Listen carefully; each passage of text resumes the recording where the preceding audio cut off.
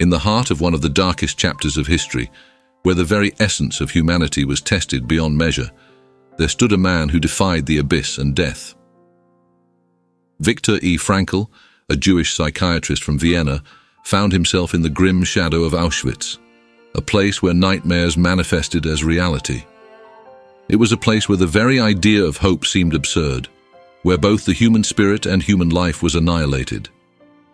Yet, within the unforgiving confines of this infamous concentration camp, Viktor discovered something extraordinary. He discovered a ray of hope in the deepest darkness. It was a ray that illuminated not just his own path to survival, but also the paths of countless others who shared his torment.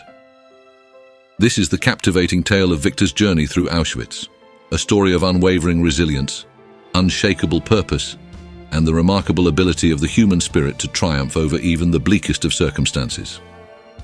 So how did this darkness descend on Viktor, to even begin with?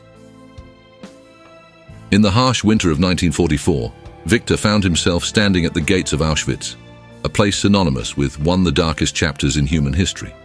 The chilling winds that swept through the camp seemed to whisper despair into the very souls of the inmates. For Viktor, a Jewish psychiatrist from Vienna, the world had been reduced to barbed wire, barracks, and brutality.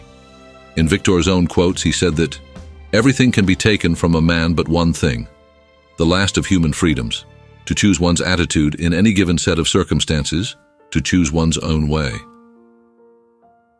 As he entered this hellish realm, Viktor clung to this belief with unwavering determination for the entire time. He resolved to hold on to his humanity and help others do the same. So how did Viktor survive this ordeal? And how did he arm himself against despair and hopelessness? Surviving Auschwitz was an unfathomable ordeal, not just for Viktor, but for all inmates. The daily struggle for food, warmth, and dignity drained the prisoners physically and emotionally. Yet, within this abyss of suffering, Viktor discovered a wellspring of resilience. In Viktor's own quotes, he said that between stimulus and response there is a space. In that space is our power to choose our response. In our response lies our growth and our freedom. In this tiny space of choice, Viktor found his lifeline. He refused to surrender to despair, making a commitment to find meaning even in the face of death. One day, while toiling in the labor yard, Viktor experienced a profound revelation. He realized that those who had a sense of purpose were more likely to survive the horrors of Auschwitz. Viktor reminded himself that he who has a why to live for can bear almost any how.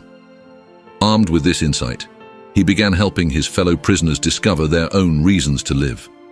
He acted as a beacon of hope in a sea of hopelessness, inspiring others to endure the unendurable.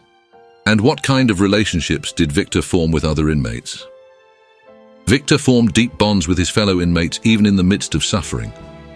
Together, they shared stories of their past, dreams for the future, and most importantly, the belief that they were not alone in their agony. Viktor mentions from his memories that we stumbled on in the darkness, over big stones and through large puddles, along the one road leading from the camp. The accompanying guards kept shouting at us and driving us with the butts of their rifles. Even amidst the dehumanizing conditions, these moments of connection kept their spirits alive and reminded them of their shared humanity. Then, how did Viktor find solace and inspiration during these grim and challenging times? In the midst of the daily horror, Viktor stumbled upon a hidden treasure. He found a tattered, half-burnt book. It contained the words of great philosophers, poets, and thinkers. This humble collection of wisdom became a lifeline for him and his fellow inmates. Viktor once said that, when we are no longer able to change a situation, we are challenged to change ourselves. He read aloud passages of hope, resilience, and the enduring spirit of mankind. These words provided a glimpse of a world beyond Auschwitz and instilled the belief that they could transform themselves in the face of insurmountable odds. In January 1945, as the Soviet army approached, the Nazis forced the prisoners on a grueling death march. The weary and malnourished inmates trudged through the bitter cold for days on end. Many perished along the way. Viktor continued to offer comfort and support to those around him, even as he battled his own physical and emotional exhaustion. His resilience and unwavering commitment to the human spirit served as a guiding ray of hope for all inmates. Viktor once wisely said that, "We who lived in concentration camps can remember the men who walked through the huts comforting others, giving away their last piece of bread. They may have been few in number, but they offer sufficient proof that everything can be taken from a man, but one thing, the last of human freedoms, to choose one's attitude in any given set of circumstances, to choose one's own way." And did Viktor survive Auschwitz? After all this suffering and agony? And if yes, what did Viktor do after being liberated from Auschwitz? Against all odds, Viktor survived Auschwitz. He emerged from the depths of hell, forever changed but unbroken. His experiences in the concentration camp crystallized the work of his life, the search for meaning in the face of suffering. After his liberation, Viktor dedicated his life to helping others find purpose and meaning.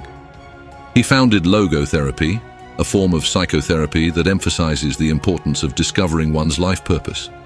Through his teachings and writings, he continued to inspire countless individuals to find hope, even in the darkest of times. Viktor once said that, "Ultimately, man should not ask what the meaning of his life is, but rather he must recognize that it is he who is asked." In a word, each man is questioned by life, and he can only answer to life by answering for his own life. To life, he can only respond by being responsible. What can we learn from the life of Viktor Frankl? Viktor's Through Auschwitz stands as a testament to the indomitable spirit of humanity. In the depths of unimaginable suffering, he clung to the belief that the power to choose one's response to adversity is the essence of human freedom. Through Viktor's actions and his words, he not only survived but helped others find their own resilience and purpose. His legacy reminds us that even in the most dire circumstances, the human spirit can triumph over despair and meaning can be found amid the darkest of times. Viktor's story is a beacon of hope for all, a reminder that within us lies the capacity for courage, compassion, and the strength to endure. If you enjoyed today's content, please do not forget to subscribe and click the notification bell. Your support fuels our passion to keep creating for you. Until next time, thank you for being a part of our community.